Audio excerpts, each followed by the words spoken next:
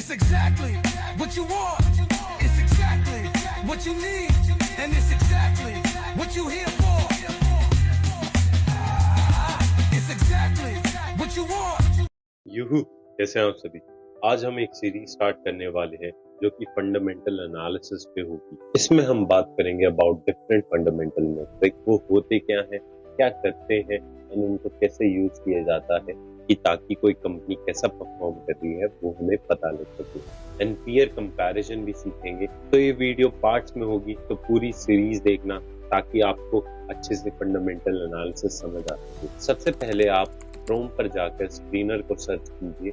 After you have logged in, just search any company. आज के लिए हम मारुति सुजुकी को ले लेते हैं। आफ्टर दैट आप देख रहे होंगे कि वहां पे टैब्स हैं, अलग अलग एनालिसिस को डेडिकेटेड है। तो हम ये सारी एनालिसिस को समझेंगे, तो पूरी सीरीज को देखना ताकि आपको कुछ सीखने को मिले।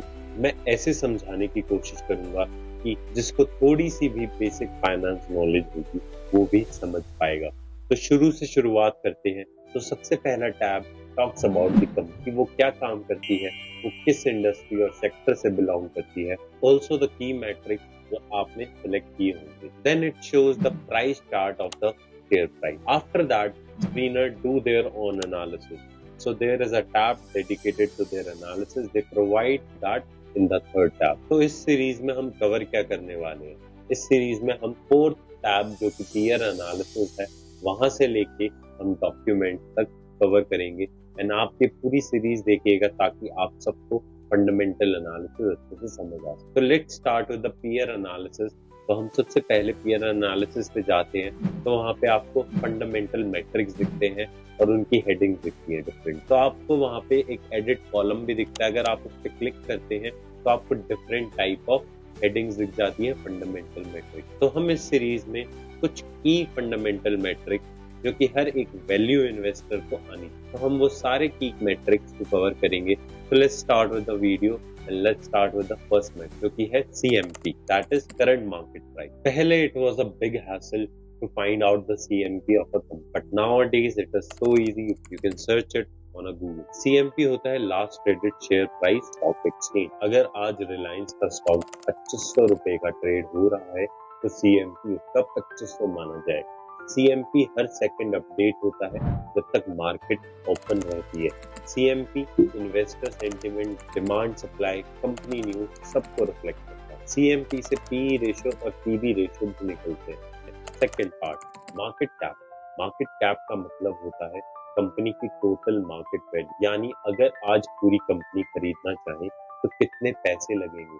इसका फॉर्मूला होता है market cap is equal to CMP into total number of outstanding share. Example, अगर एक कंपनी का CMP है 100 रुपए और उसके 10 करोड़ शेयर, तो मार्केट कैप क्या होगी, 100 रुपए into 10 crore share equal to 1000 crore, right. यानी कंपनी की टोटल वैल्यू इज 1000 CR। तो आपको समझ आया होगा, इधर से ही निकल के आती है हमारी डिफरेंट कंपनी जिनका अलग अलग मार्केट कैप होता है, जैसे कि लार्ज कैप, मिड कैप और स्मॉल कैप। तो दोस्तों CMP एक शेयर का प्राइस बताता है और मार्केट कैप बताता है पूरी कंपनी की वैल्यू। दोनों को समझना जरूरी है। तो इससे आपको ये भी समझ आ गया होगा कि अगर हम मार्केट कैप को डिवाइड करेंगे नंबर ऑफ शेयर से तो हमारे को CMP मिल जाता है। अगर हम मार्केट कैप को डिवाइड करेंगे CMP से तो हमें नंबर ऑफ शेयर मिल जाता है। तो अगला मैट्रिक है हमारा EPS। EPS क्या होता है? EPS होता है अर्निंग पर शेयर। EPS बताता है कि कंपनी ने कितना प्रॉफिट कमाया एंड एक एक शेयर होल्डर के हिस्से में कितना प्रॉफिट आया। इसका फॉर्मूला होता है EPS is equal to net profit divided by total outstanding share. Example, मान लीजिए एक कंपनी का नेट प्रॉफिट है 100 करोड़ और उसके 10 करोड़ शेयर, तो EPS हुआ 100 डिवाइड बाय 10, मतलब कि 100 divide by 10 is equal to 10, यानी हर शेयर पर कंपनी 10 रुपए कमा रही। मतलब कि जितना EPS ज्यादा होगा उतना ही प्रॉफिटेबल कंपनी को माना जाएगा। ईयर ऑन ईयर EPS में ग्रोथ दिखने का मतलब होता है बिजनेस ग्रोथ कर रहा है। PE रेशियो निकालने के लिए भी EPS का यूज होता है। अब जानते हैं PE रेशियो और PB रेशियो, लेकिन ये होता क्या है, चलो आज इन दोनों को आसान और सिंपल लैंग्वेज में भी समझ लेते हैं। P ratio, price to earning ratio. P ratio बताता है कि कोई इन्वेस्टर 1 रुपए की अर्निंग के लिए कितने पैसे देने के लिए तैयार है। यानी अगर किसी स्टॉक का पीई रेशियो 20 है तो इसका मतलब है क्या? इसका मतलब है कि इन्वेस्टर कंपनी के 1 रुपए प्रॉफिट के लिए 30 रुपए देने के लिए रेडी है। पी रेशियो होता है share price divided by earning per share, मतलब कि ईपीएस। मान लीजिए एक कंपनी की करंट शेयर प्राइस है 200 रुपए और उसका ईपीएस है 10 रुपए, तो पीई रेशियो होता है 200 डिवाइड बाय 10, दैट इज 20। इसका मतलब हुआ इन्वेस्टर एक रुपए कमाने के लिए 20 रुपए पे करते हैं। पी ज्यादा होगा तो लोग कंपनी के फ्यूचर की ग्रोथ पे प्रीमियम दे रहे हैं, वेयरएज किसी कंपनी का पी रेशियो कम होता है तो उसका मतलब होता है कि कोई स्टॉक अंडर वैल्यूड है या उसमें ग्रोथ की एक्सपेक्टेशन बिल्कुल लो है। Best way to analyse P ratio, अगर आप किसी कंपनी का पी रेशियो देख रहे हैं तो आप उसके सेक्टर का पीई रेशियो भी जरूर देखिएगा ताकि आपको आइडिया आ सके कि बाकी की कंपनी का क्या पीई रेशियो है उस सेक्टर। Gate it? जैसे कि टेक कंपनीज का यूजुअली पीई रेशियो हाई होता है एंड एफएमसीजी कंपनीज का लो होता है। PB ratio, price to book value ratio. PB ratio बताता है कि कंपनी के बुक वैल्यू के मुकाबले में उसका मार्केट प्राइस कितना है। बुक वैल्यू का मतलब होता है कि अगर एक कंपनी आज बंद हो जाए तो उसके एसेट्स बेच के कितना पैसा मिलेगा आफ्टर डिडक्टिंग और माइनसिंग